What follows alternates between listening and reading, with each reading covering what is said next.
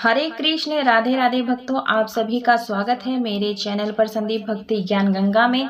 भक्तों, आप सभी को दीपावली पर्व की ढेरों शुभकामनाएं।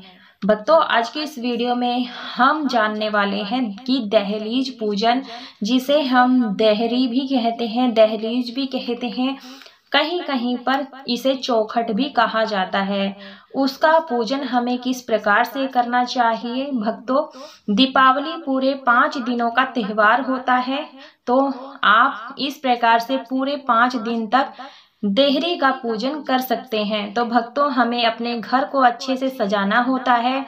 जो भी आपके घर का मुख्य द्वार हो, उस पर इस प्रकार से तोरण लगाना, बांधना चाहिए।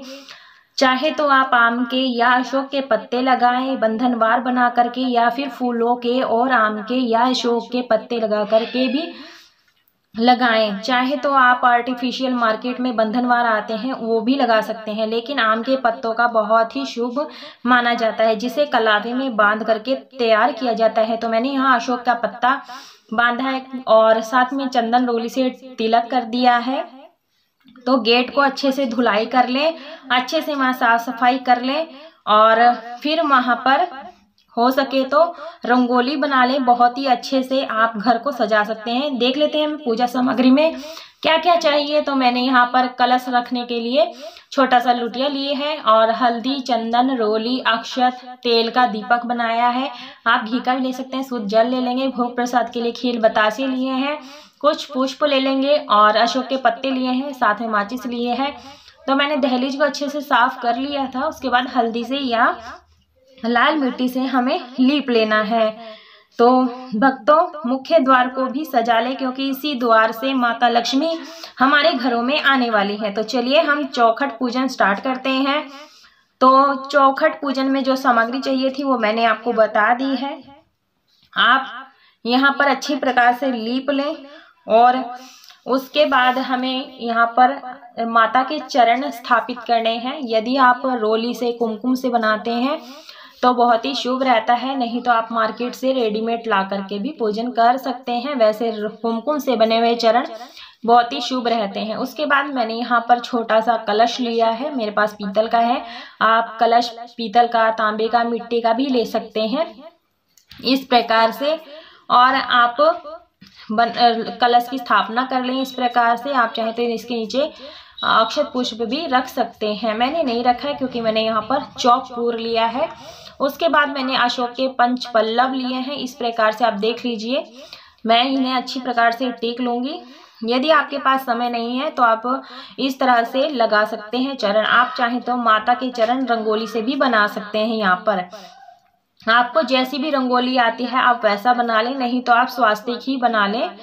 तो मैं स्वास्तिक बता दूंगी किस तरह बनाना है। पहले मैं यहाँ कलश में पत्ते लगा लेती हूँ, पंचपल्लव लगा लेती हूँ, उसमें हल्दी, कुमकुम और एक मैंने सिक्का डाला हुआ था, अक्षत भी डाला है, बस हल्दी कुमकुम डालना है, वो मैं दिखा रही हूँ।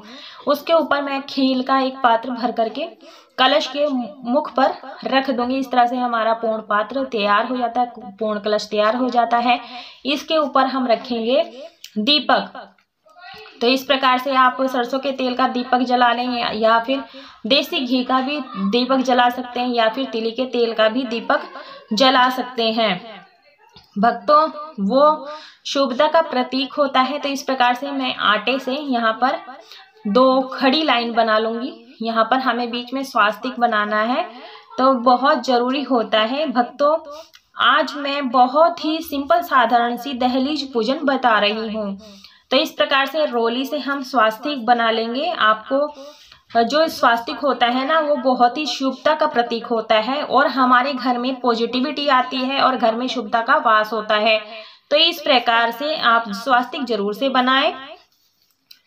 इसके बाद में हमने लघु कलश की यहाँ स्थापना कर दी है, उसे यहाँ स्थापित कर दिया है। उसके ऊपर दीप कलश रख देंगे। आप घी का मैंने बताया किस तरह से रखना है, और अग्नि देवता का, गणेश जी का, लक्ष्मी जी का ध्यान करते हुए हम अग्नि देवता को प्रज्वलित कर लेते हैं। तो भक्तों, यहाँ पर इस तरह से हम लगा लेंगे, दीपक जला लेंगे, और उसके बाद हम यहाँ धूप दीप जला देंगे। और भक्तों, इस तरीके से बहुत ही ज्यादा महत्व रहता है। आप चाहे तो 5 दिन इस तरह से माता लक्ष्मी जी का स्वागत आप कर सकते हैं, या फिर मुख्य दीपावली के दिन इस तरीके से शाम को प्रदोष काल में माता लक्ष्मी जी का स्वागत जरूर से करना चाहिए।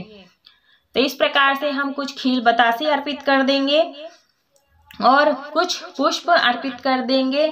तो भक्तों, माता लक्ष्मी, श्री गणेश और अग्नि देवता का ध्यान किया और इस तरह से हमने दीपक प्रज्वलित कर लिया। पुष्प अर्पित कर देंगे।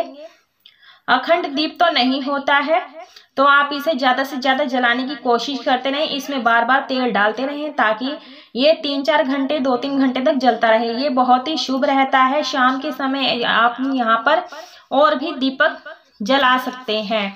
भोग में मैंने यहाँ खील बतासे का भोग लगा दिया है। आप चाहते हैं मीठा में चीनी, मिठाई कुछ भी रख सकते हैं। क्षमा प्रार्थना मांग लेंगे माता से कि अगर पूजा में कोई गलती हो गई तो भूल तो क्षमा करें। अपने देहरी के ऊपर दीपक रख सकते हैं। धूप दीप दिखा देंगे। स्वास्तिक का भी हम पूजन करते चलेंगे, मैंने कर लिया था। माता महालक्ष्मी जी से प्रार्थना करेंगे कि वो हमारे घर में पधारें और हमें कृतार्थ कर दें, हमारे घर में उनका स्थायी वास हो। क्षमा याचना करेंगे, हमारे से कोई भी भूल चूक हो गई हो तो क्षमा करें।